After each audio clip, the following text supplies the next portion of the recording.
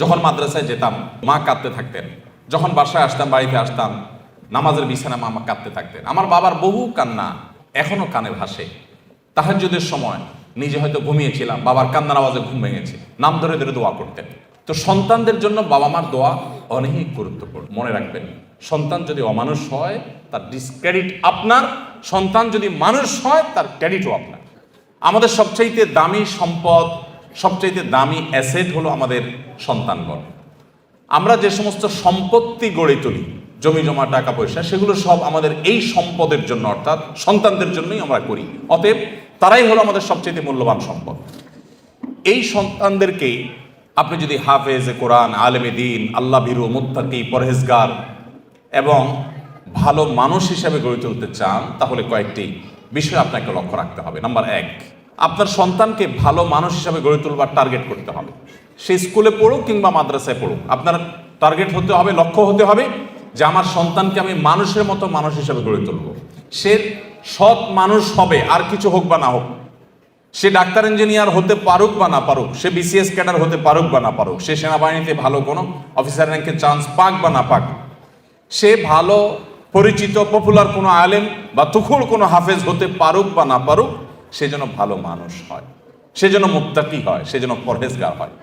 আমি আমার সন্তানদেরকে সবসময় বলি, তোমাদের পরীক্ষার ফলাফল ভালো হোক সেটা আমি চাই, কিন্তু এর চেয়ে অনেক বেশি চাই তোমার নামাজটা দেখে যেন আমার নয়ন জোড়ায়, তোমার আচরণটা দেখে যেন আমার দিলটা প্রশান্ত হয়। এটুকু যদি তুমি আমাকে দিতে পারো, তোমার ফলাফল যদি খারাপও হয়, আমার কোনো টেনশন নেই, কোনো দুঃখ নেই, তার জন্য আমার কোনো আফসোস নাই, তোমাকে আমি কিচ্ছু বলবো না। বেশিরভাগ বাবা মা তারা চান তাদের সন্তান যেন দুধে ভাতে থাকুক। এটা কোথায় আসে না? আমার সন্তান যেন থাকে দুধে ভাতে। আপনার সন্তান দুধে ভাতে থাকুক, ভালো উপার্জন করুক, তার ভালো কেরিয়ার করুক, এটা আপনি চান, এটা চাওয়াটা দোষের না। কিন্তু এর চাইতে বড় চাওয়া উচিত আমার সন্তানটা যেন সৎ হয়, ভালো মানুষ হয়।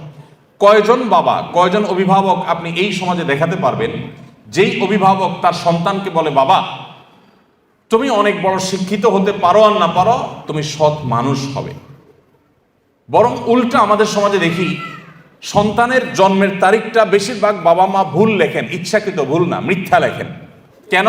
যাতে বেশি দিন চাকরগিরি করতে পারে, বেশি দিন সরকারি বা বিভিন্ন প্রতিষ্ঠানে চাকরগিরি যেন করতে পারে, সেই সুযোগ পাইয়ে দেওয়ার জন্য জীবনের শুরুতে একটা মিথ্যা গেঁথে দেয়। অনেক বাবা মা আছেন যারা বিভিন্ন স্কুলে তাদের সন্তানরা যে পড়াশোনা করে তাদের জন্য নকল কিনে এনে সন্তানদেরকে সার্ভ করে দেন, সাপ্লাই করে দেন। এরকম বাবা মা আছে না? নাই এই সমাজে আছে না? শুধু ভরে আছে। অর্থাৎ বাবা মার হাবভাব দ্বারা তারা বোঝাতে চান যে দেখো, আমি নিজে তো টাকার মেশিন, সারাদিন পয়সা ছাড়া আর কিছু চিনি না, অতএব আমার ঘরে জন্ম হয়েছে তোমাকেও টাকার মেশিন হতে হবে বাবা। দিন শেষে বাপ সন্তান সবাই মিলে আমরা টাকার মেশিন হয়ে যাব। দুনিয়া মানি ছাড়ার কিছু বুঝি না। আজ শিক্ষিত সন্তান নিয়ে বাবা মা যতটা সুখে আছে, এই সমাজে এত শিক্ষিত সন্তান না থাকলেও বাবা মারা অনেক বেশি সুখী ছিলেন, সন্তানরা অনেক বেশি সুখী ছিলেন একটা সময়। শুধু পার্থক্য এইটুকু, তাদের মধ্যে নীতিনৈতিকতা ছিল, এখন নীতিনৈতিকতা নাই। আমি শিক্ষার বিরুদ্ধে বলছি না, শিক্ষা তো আমাদের লাগবেই, কিন্তু শিক্ষার পাশাপাশি যদি নীতিনৈতিকতা না থাকে, তো এই শিক্ষা জাতিকে যতটা উপকার করবে তার চেয়ে বেশি ক্ষতিগ্রস্ত করবে। দেশের উন্নতি যতটা করবে, দুর্নীতি তার চেয়ে বেশি করবে। অতএব একজন আদর্শ অভিভাবক হিসাবে আপনার সন্তানকে যদি আপনি মানুষের মতো মানুষ হিসেবে গড়ে তুলতে চান, আপনার টার্গেট হতে হবে আমার সন্তান দুধে ভাতে থাকুক আর না থাকুক, আমার সন্তান থাকবে সত্যের সাথে, আমার সন্তান থাকবে ন্যায়ের সাথে, আমার সন্তান থাকবে নিষ্ঠার সাথে। আপনার সন্তানকে বলতে হবে, বাবা আশপাশে মানুষের গাড়ি বাড়ি, তাদের সম্পদ, এগুলোর চমক তোমাকে যেন বিভ্রান্ত না করে। তোমার বাবা হিসাবে আমি অসৎ উপার্জন করি নাই, তুমি অসৎ উপার্জন করবে না। এদেশে কিছু আদর্শবান মানুষের বড় বেশি প্রয়োজন। বড় দুর্ভিক্ষ চলছে প্রতিটা টেবিলে, প্রতিটা অফিসে, প্রতিটা প্রতিষ্ঠানে। দুর্নীতিবাজদের এমন মহড়া, এমন মহোৎসব আজ সর্বদা চতুর্দিকে এমনভাবে প্রতিষ্ঠিত হয়েছে যে গোটা জাতি, তৃষ্ণার্ত মরুভূমি যেরকম পানির জন্য হাহাকার করে, কিছু সৎ নাগরিকের জন্য গোটা জাতি আজ হাহাকার করছে। আর সেই হাহাকারের সে অভাব নিরূপণ করবার জন্য কিছু উলামা একরাম নির্লস চেষ্টা চালিয়ে যাচ্ছে। আপনার সন্তানকে ছোটবেলা থেকে শিখাবেন, বাবা আশেপাশে মানুষের অবৈধ উপার্জনের যে চাকচিক্য, এটা দেখে তুমি বিভ্রান্ত হবে না। মনে রাখবে, এই মানুষগুলোর অনেক সম্পদ আছে, পয়সা কড়ি আছে, কিন্তু সে নিজেকে জানে সে একজন আস্ত চোর, সে একজন আস্ত ডাকাত, সে একজন আস্ত দুর্নীতিবাজ, সে একজন আস্ত অসৎ মানুষ, সে একজন খারাপ মানুষ। এই অপরাধ বোধের অদৃশ্য দাহন তাকে জ্বালাতে থাকে। অতএব তুমি তার সেটা দেখবে না, তুমি সততার সাথে চলবে। তোমার ভেতর থেকে একটা আওয়াজ তোমার কাছে আসবে যে আলহামদুলিল্লাহ, আমি কোনো অসৎ উপায়ে উপার্জন করিনি। অতএব আমাদের সন্তানদেরকে মানুষের মতো মানুষ হিসেবে গড়ে তোলবার জন্য প্রথম লক্ষ্য হবে যে তারা ভালো মানুষ হোক। আপনার সন্তান পরীক্ষার হলে যাচ্ছে, কয়জন বাবা মা আছেন যে এই কথা বলতে পারেন যে আমার সন্তানকে বলেছি যে বাবা, পরীক্ষার হলে গিয়ে কোনো নকল করবে না, অবৈধ উপায়ে তুমি কোনো কিছু আনসার করার চেষ্টা করবে না, খাতায় কিছু লেখার চেষ্টা করবে না, কারোর কাছ থেকে দেখে দেখে লেখার চেষ্টা করবে না, তুমি যা জানো তা লিখবে, তুমি ফলাফল যাই পাও আমরা অ্যাপ্রিসিয়েট করব। কোথায় সে বাবা মা আজ? বরং উল্টা বাবা মা সন্তানকে খোঁচা মেরে চাপ দিয়ে সন্তানকে ডিপ্রেসড করার হাজারো নজির আমাদের সামনে আছে যে কেন তুমি পারো নাই, পাশে বাসার ছেলেটা এত ভালো রেজাল্ট করলো, আমি মুখ দেখাতে পারি না, তুমি কেন পারো নাই। এই চাপ দেওয়া মানুষ পাওয়া যায়, কিন্তু সন্তানকে সততার দীক্ষা দেওয়ার মানুষ পাওয়া যায় না। সময়ত উপস্থিতি, আমি আবারও বলছি, আমি আমার সন্তানদেরকে সবসময় বলি আপনাদের সঙ্গে শেয়ার করা, যাতে করে আপনাদের কারোর উপকার যেন হয়। আমি সবসময় তাদেরকে বলি, দেখো, পরীক্ষা ভালো ফলাফল করতে পারো কি না পারো, তুমি ভালো মানুষ হওয়ার চেষ্টা করো, তোমার অ্যাটিটিউড থেকে আমি সেটা দেখবো, তাতেই আমি হ্যাপি। আলহামদুলিল্লাহ, আল্লাহ তাআলা আমাদের সন্তানদেরকে ভালো মানুষ হিসেবে গড়ে তোলবার জন্য আমাদেরকে যোগ্য অভিভাবক হওয়ার তৌফিক দান করুন। তাহলে প্রথম কাজ হলো টার্গেট ঠিক করতে হবে যে আমার সন্তানকে আমি ভালো মানুষ, নেক, মুত্তাকি, পরেজগার বানাবো। এরপরে অন্য কিছু হবে বা না হবে সেটা পরের বিষয়।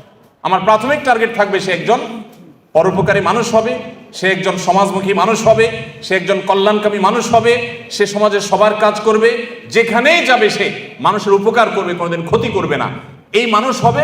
এবার সে ডাক্তার হোক, সে ইঞ্জিনিয়ার হোক, সে বিসিএস ক্যাডার হোক, সে অন্য কিছু হোক, সে মাদ্রাসা পড়ুয়া হোক, এমনকি সে যদি গতানুগতিক শিক্ষিত নাও হয়, তারপর অন্তত এই জাতির কোনো ক্ষতিকর কোনো কিছু তার দ্বারা হবে না ইনশাআল্লাহ তাআলা। নাম্বার 2, অভিভাবক হিসাবে আমাদের চোখের পানিটা অনেক বেশি গুরুত্বপূর্ণ। চোখের পানি মা বাবার সন্তানদের জন্য অনেক গুরুত্বপূর্ণ। কিছু মানুষের দোয়া আল্লাহ তাআলা ফিরিয়ে দেন না, এর ভিতরে মা বাবার দোয়া অনেক গুরুত্বপূর্ণ। আমি আমার শৈশবে আমার মায়ের সে কান্না এখনো মনে হয় আমার কানে ভাসে। যখন মাদ্রাসায় যেতাম তো মা কাঁদতে থাকতেন, যখন বাসায় আসতাম, বাড়িতে আসতাম, নামাজের বিছানা মা কাঁদতে থাকতেন। আমার বাবার বহু কান্না আমার এখনো কানে ভাসে। তাহাজ্জুদের সময় নিজে হয়তো ঘুমিয়েছিলাম, বাবার কান্নার আওয়াজে ঘুম ভেঙেছে, নাম ধরে ধরে দোয়া করতেন। তো সন্তানদের জন্য বাবা মার দোয়া অনেক গুরুত্বপূর্ণ। সৈয়দ আবুল হাসান আলী আন-নাদভী রহমতুল্লাহি আলাইহি ভারতবর্ষের অনেক বড় একজন আলেম দ্বীন, মুসলিম বিশ্বের নোবেল খ্যাত কিং ফয়সাল অ্যাওয়ার্ড প্রাপ্ত মানুষদের, বিরল মানুষদের একজন ভারতবর্ষের সৈয়দ আবুল হাসান আলী আন-নাদভী রহমতুল্লাহ আলাইহি মাত্র 17 থেকে 18 বছর বয়সের মধ্যে তার লেখা, মানে এই বয়সের মধ্যে লেখা বই মাজা খাসিরাল আলম মিন হাতাতুল মুসলিমিন গোটা আরব বিশ্বের বিবেককে জাগ্রত করে দিয়েছে, গোটা আরব বিশ্বকে কাঁপিয়ে দিয়েছে। এমন একটি আরব বিশ্বের সমৃদ্ধ লাইব্রেরি পাওয়া অসম্ভব, যে লাইব্রেরিতে সৈয়দ আবুল হাসান রহমতুল্লাহ আলাইহির আরবিতে লেখা এই বইটা না। এই বইয়ের ভূমিকা আমি পড়েছি। উনি নিজে লিখেছেন যে আমি এই বই যখন লিখেছি তখনও পর্যন্ত আমি কোনো আরব দেশে যাই নাই, কোনোদিন হজ ওমরা করি নাই, কোনো অ্যারাবিয়ানের সাথে দেখা হয় নাই। তারপরেও এমন আরবি ভাষায় লিখেছেন যে গোটা আরব বিশ্বের বিশ্ববিদ্যালয়গুলোতে তার সে বই সবচেয়ে বেশি সমাদৃত। এমন বড় প্রতিভাবান, যোগ্যতা সম্পন্ন এত বড় একজন আলেমে দ্বীন, এত বড় একজন মুফাক্কির ইসলাম, তার একটা বই আছে মেরি আম্মা, আমার আম্মা যা, বাংলা অনুবাদ হয়েছে। তিনি এই বইয়ে তার মা সম্পর্কে অনেক কথা লিখেছেন। তার ভিতরে একটা কথা হলো, তিনি বলেন আমার মা সবসময় দোয়া করতেন, আয় আল্লাহ এক সে হাজারোं की जरूरत पूरी फरमा, আয় আল্লাহ এক সে হাজারোं की जरूरत पूरी फरमा। তারে মা আল্লাহ কাছে বলতেন, আল্লাহ আমার এই এক আলিমিয়া, ওকে দিয়ে 1000 আলেম যে কাজ করতে পারে তাকে তার থেকে সেই কাজ আপনি নিয়ে নেন। 1000 আলেম জাতির যে উপকার করতে পারে, মুসলিম মিল্লাতের মানব জাতির যে উপকার করতে পারে, ও একা যেন সেই কাজটা করতে পারে। 1000 মানুষের কাজ তার একা থেকে করার তৌফিক দান করেন। এভাবে দোয়া করতেন। আমার তো মনে হয় হাজার না বরং লাখো লাখো আলেমের কাজ আল্লাহ তাআলা তার থেকে নিয়েছেন। তার মা সম্পর্কে আরো অনেকগুলো বিষয় আছে যেগুলো কোট করার মধ্যে আমি সেই দীর্ঘ বক্তব্যে আর যাবো না। আমি শুধু এটুকু বলতে চাই, যারা অভিভাবক আছি আমরা, আমাদের সন্তানদের জন্য চোখের পানি ফেলে দোয়া করি। আমরা সন্তানদের জন্য আমাদের কাছে, হুজুরদের কাছে আপনারা অনেক সময় দোয়া চাইতে আসেন। অনেকে হুজুর দোয়া করবেন, ছেলেটা এসএসসি পরীক্ষা দিচ্ছে, এইচএসসি পরীক্ষা দিচ্ছে, অমুক কলেজের জন্য চান্স পায়, এটা করে সেটা করে চান। এই দোয়াতে কোনো দোষের কিছু নেই। কিন্তু কয়জন অভিভাবক, আমি তো আমার জীবনে একজন অভিভাবককে পাইছি কিনা আমার মনে পড়ে না, থাকতে পারে আমার স্মৃতির বাইরে বা আমার মনে নাই, এরকম আমার সচরাচর মনে পড়ে না যে কোনো অভিভাবক এসে বলেছেন যে হুজুর দোয়া করবেন আমার ছেলেটা যেন মানুষের মতো মানুষ হয়। কিছু আছে বলেন, কিন্তু সে বলাটা গতানুগতিক টাইপ মনে হয়, একান্ত হৃদয়ের আকুতি থেকে যে আমার সন্তানটাকে যেন আল্লাহ রাব্বুল আলামিন এই সমাজে যত ফিতনা আছে, যুব সমাজকে ধ্বংস করবার জন্য যত আয়োজন আছে, এই আগুনের আঁচ থেকে বাঁচিয়ে যেন মানুষ বানান। কয়জন বাবা মা দোয়া চান? অতএব আদর্শ অভিভাবক হওয়ার জন্য সন্তানের জন্য চোখের পানি অনেক বেশি দরকার, দোয়া অনেক বেশি দরকার। আল্লাহ তাআলা আমাদেরকে সেটাও করার তৌফিক দান করুন। নাম্বার 3, একটা কথা আমাদেরকে মনে রাখতে হবে, মানুষের প্রকৃতি, বিশেষ করে শিশুদের প্রকৃতি আরো বেশি যে তারা যত বেশি শুনে শিখে তার চাইতে দেখে শিখে বেশি। তারা যতটা শুনে শিখে তার চাইতে দেখে বেশি শিখে। এটা মানবীয় প্রকৃতি, বাচ্চাদের মধ্যে এটা আরো বেশি। আপনি বাচ্চাকে সারাদিন বলবেন বাবা মিথ্যা বলে না, এটা যতটা বাচ্চার জন্য কার্যকর হবে, আপনি নিজে বিভিন্ন পর্যায়ে মিথ্যা বলার প্রয়োজন আছে বা সুযোগ আছে সেই জায়গাগুলোতে মিথ্যা অ্যাভয়েড করবেন। আপনার এই আদর্শটা বাচ্চাকে অনেক বেশি শিক্ষিত করবে যে মিথ্যা বলা যায় না, সে বলবে না। আপনি বাচ্চাকে মুখে বলবেন বাবা মোবাইল টিপে না, আর আপনি সারাক্ষণ নিজে মোবাইল হাতাবেন, তাহলে আপনার বাচ্চা কোনোদিন এই নেশা থেকে মুক্ত হতে পারবে না। আপনি তাকে বাঁচাতে চাইলে আপনি নিজেকে নিয়ন্ত্রণ করা শিখতে হবে। আর কিছু না হোক অন্তত সন্তানের দিকে তাকায় হলো আমাদেরকে মানুষ হতে হবে। আপনি আপনার বাবার জুতা যদি সোজা করতে শিখেন, প্রতিদিন বের হওয়ার সময় আপনার বাবার জুতাটা সোজা করেন, মায়ের জুতাটা সোজা করেন, পরিষ্কার করে রেখে দেন, আপনার সন্তান আপনার জুতার উপরে পাড়া দিতে তার বিবেকে বাঁধবে।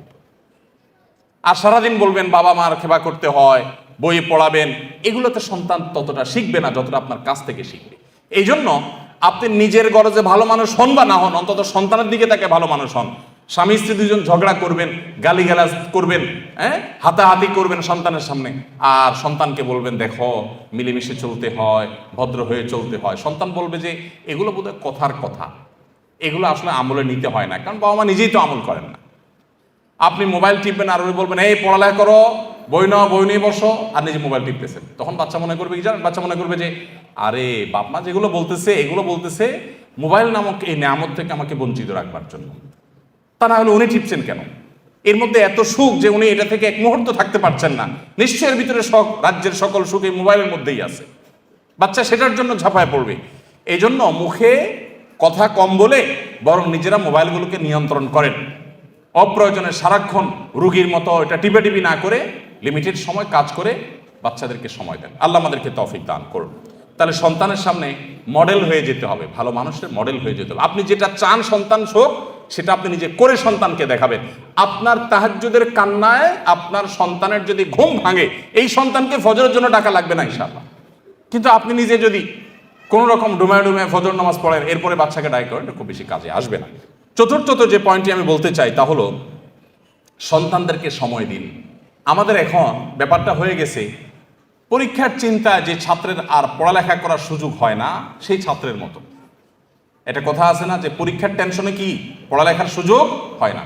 আমাদের এখন সন্তানদের উন্নত উজ্জ্বল ভবিষ্যতের জন্য মা মায়ের কাজ নিয়ে, বাপ বাপের কাজ নিয়ে এত ব্যস্ত যে সন্তানকে সময় দেওয়ার সুযোগ নেই।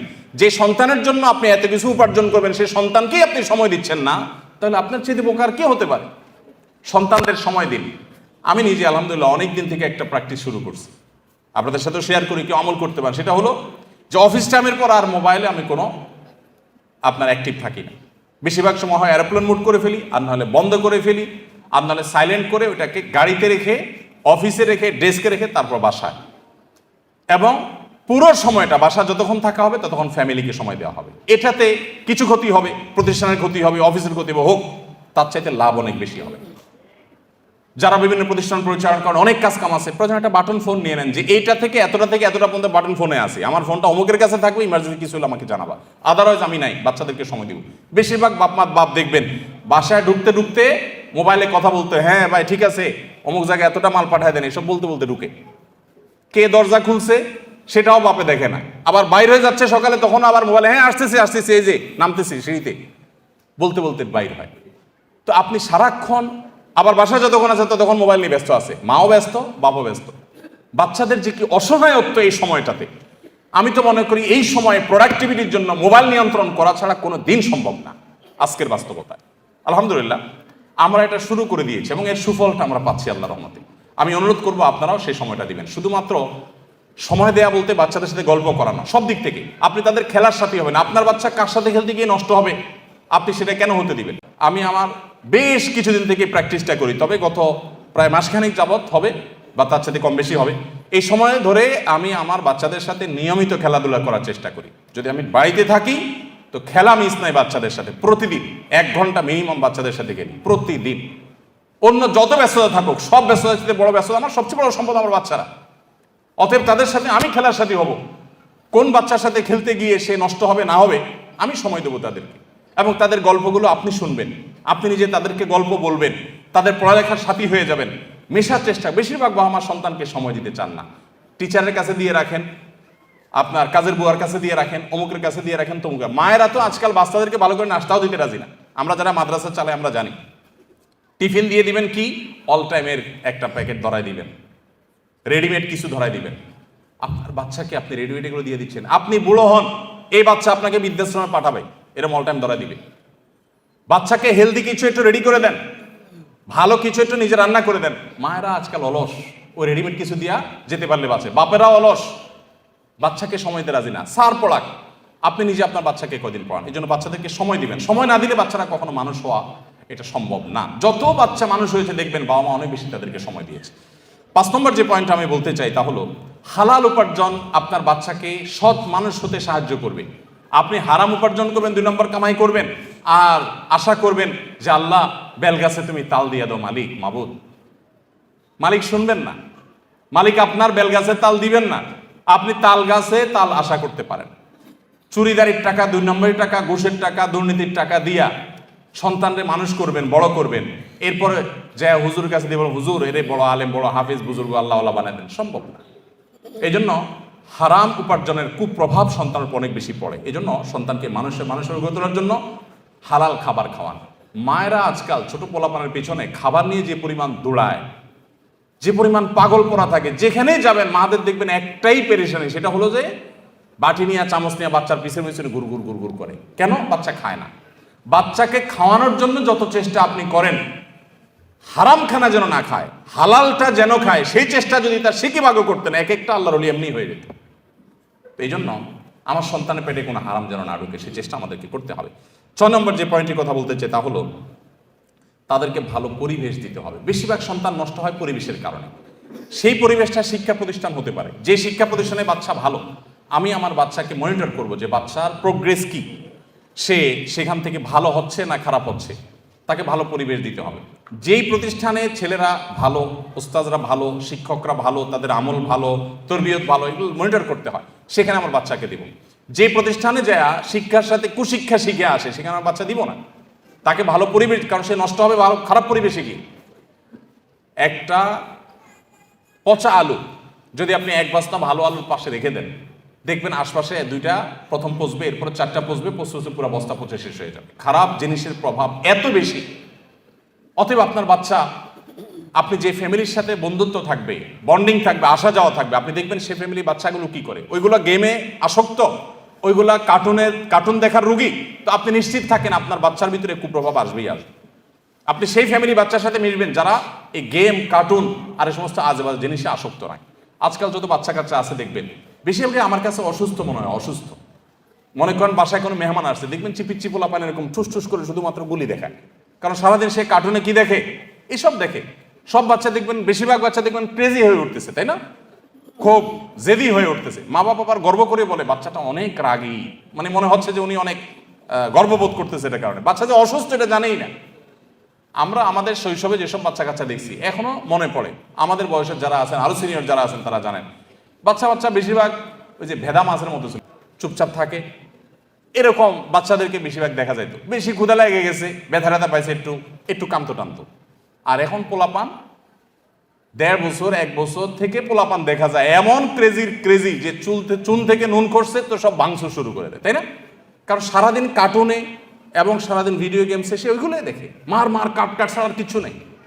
তো বাচ্চার মধ্যে এগুলোর খুব প্রভাব পড়ে। আপনার বাচ্চাকে ভালো মানুষ হিসেবে গড়ে তোলবার জন্য পরিবেশটা অনেক গুরুত্বপূর্ণ, যে সে কোন পরিবেশ পাচ্ছে। এই জন্য আপনি সেই ফ্যামিলির সাথে বন্ধুত্ব করবেন যে ফ্যামিলি বাচ্চা থেকে আপনার বাচ্চা ভালো কিছু শিখবে। আমি ব্যক্তিগতভাবে খুঁজে যে সেরকম ফ্যামিলি বাইর করি, মাশাআল্লাহ ফ্যামিলি বাচ্চারা খুব ভালো, বাপমাগুলো খুব ভালো, তাহলে তাদের বাসায় যেতে হবে, তাদেরকে বাসায় দাওয়াত দিয়ে আনতে হবে, তাদের সাথে সম্পর্ক তৈরি করতে হবে, তাহলে আমার বাচ্চারা ভালো কিছু শিখবে। এই চেষ্টা আপনার মধ্যে থাকতে হবে, তাদেরকে ভালো পরিবেশ দিতে হবে। 7 নম্বর এবং সর্বশেষ পয়েন্ট যেটি বলতে চাই তা হলো, বাচ্চাদেরকে বিশেষ করে তারা যখন একটু বড় হতে শিখবে, আল্লাহ ভীরু মুত্তাকি পরহেজগারদের সোহবতে, তাদের মজলিসে, তাদের বৈঠকে, তাদের দার্সে, তাদের প্রোগ্রামগুলোতে নিয়ে যাবেন, তাদের সাথে কথা বলাবেন। এগুলোর প্রভাব, ইতিবাচক প্রভাব বাচ্চার মধ্যে পড়ে। আল্লাহ তাআলা আমাদের সবাইকে সুসন্তানের বাবা মা হওয়ার তৌফিক দান করুন। আমাদের সন্তানদেরকে, আমাদের পুরো পরিবারের সমস্ত সদস্যদেরকে আল্লাহ তাআলা মুত্তাকিদের ইমাম হওয়ার তৌফিক দান করুন। আমাদের সন্তানদেরকে আমাদের নয়ন জোড়ানোর মতো সন্তান হওয়ার তৌফিক দান করুন। মা বাবা হিসাবে আমাদেরকে আদর্শ মা বাবা হওয়ার তৌফিক দান করুন। আজ সৎ মানুষের যে দুর্ভিক্ষ চলছে, যে অভাব চলছে, মুত্তাকি পরহেজগার মানুষের যে খরা চলছে, এই খরা কাটাবার জন্য আমাদেরকে সংকল্প করতে হবে, সিরিয়াস হতে হবে, সব দিক থেকে আমাদেরকে নড়ে চড়ে বসতে হবে। আল্লাহ তাআলা আমাদের সবাইকে সেই তৌফিক দান করুন। ভাইরা আমার, সময়ত ভাইরা বোনেরা আমার, যদি আপনার সন্তানকে মানুষের মতো মানুষ হিসেবে গড়ে তুলতে পারেন, আপনার এই পরিবার উপভোগ্য হবে, চরম উপভোগ্য হবে, দুনিয়াটা জান্নাতে পরিণত হবে। যখন আপনার সন্তানটা দেখবেন যে মায়ের সামনে মাথাটা উঁচু করে কথা বলতে লাজ বোধ হয়, লজ্জা বোধ হয়, যখন দেখবেন বাবা কোনো কথা বললে ফিরে আরেকটা কথা বলার মতো সাহস হয় না, এই সন্তানকে এখন ঘরে ঘরে আছে? আরে ঘরে ঘরে তো দেখা দূরের কথা, গোটা সমাজে খুঁজে এরকম একটা সন্তান পাওয়া যায় না। বেশিরভাগ দেখবেন বেয়াদব, উগ্র, উচ্ছৃঙ্খল, এবং কোনো শিক্ষা নাই, নীতি নাই, নৈতিকতা নাই, আদর্শ নাই, নষ্ট এবং নষ্টের ছড়াছড়ি চতুর্দিকে। কোথায় সে সন্তান? যে সন্তান মায়ের বাবার আগে হাঁটবে না, যে সন্তান মায়ের আগে কথা বলবে না, বিনয় থাকবে। এরকম সন্তান যদি থাকে, আপনার সন্তান অনেক বড় অফিসার না হোক, আপনার সন্তান অনেক পয়সা কামাই না করুক, অনেক বড় পদের অধিকারী না হোক, আপনার সন্তান যাই হোক না কেন, যদি এরকম সন্তান আপনাকে আল্লাহ তাআলা দেন, তো আপনি দেখবেন আপনার পরিবারটা, আপনার জীবনটা জান্নাতি জীবন হয়ে গেছে। আল্লাহ তাআলা আমাদের সবাইকে, আমাদের সন্তানদেরকে মুত্তাকি পরহেজগার ভালো মানুষ হিসেবে গড়ে তোলবার সংকল্প প্রতিটি ঘরে ঘরে করার তৌফিক দান করুন।